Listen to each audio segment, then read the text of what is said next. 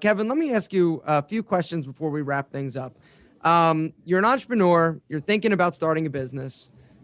Do you need a business plan? What is a business plan good for? And is there a situation and circumstance where it is not needed? Because that's something that a lot of people, when I was starting my businesses, I thought, okay, I need to, develop this like really, granular business plan. I need to, think through everything, which I think is one of the upsides to a business plan. But what is your experience with business plans and how much time and energy should you put into that? Because one of the other reasons is, or one of the other issues I see is that a lot of people spend a lot of time planning and it almost prevents them from moving forward and taking action on their idea. And so what is your sort of idea or strategy behind that? Well, the reason you would want a business plan, and I've done it both ways with investments I've made, no business plan and business plan. I'm going to err towards the side of having one, is it forces you to write down and think through your assumptions about what's going to happen.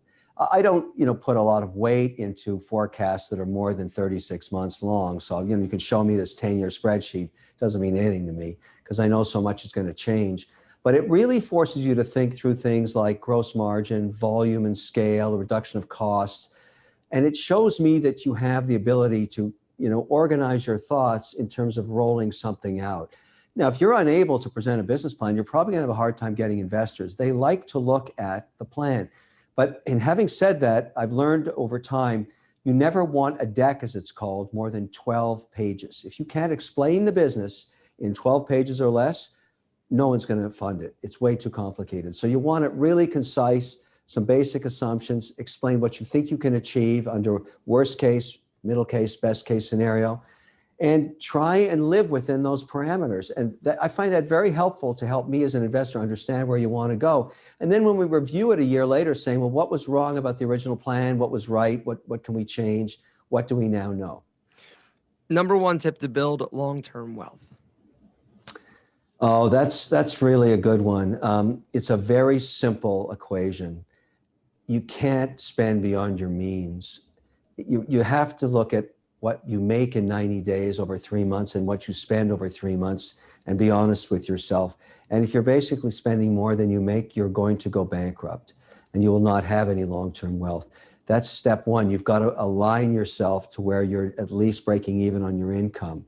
And over time, you want to start saving 10% of what you make and start investing it. But I've also learned in my own life how important it is to listen to my mother. Don't buy crap. If you can't afford a good piece of clothing or something that you're going to buy for yourself that isn't really high quality, don't spend on it. Because if you buy very few high quality things, you'll wake up a decade later and those things will have appreciated in value. And that's in so many different asset classes. That includes your home. It includes, things like a watch. Even if you only buy one watch, make it a good one because you'll find that it's worth 10 times more than what you paid for it.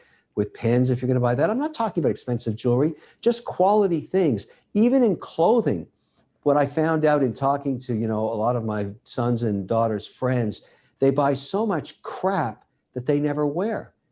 The things you wear are the 5 things that you love in your wardrobe. You're into this stuff. You know this 100%. True. You want to buy, you don't have to spend big dollars, but you want quality and you want it to be something you really love.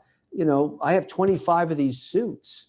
It's the same suit. It's a uniform I have. You know that. And I love the stuff you gave me last time we worked together. I wear that on a casual basis all the time. I was so excited when I saw that leather jacket on Shark Tank when you went to that school in Tennessee. That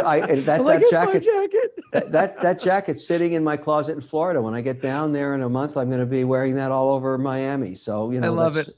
Thank you for it. But the point is, you don't need a lot of stuff. You need good quality stuff that you really like, that looks good on you. And you have to shop very wisely.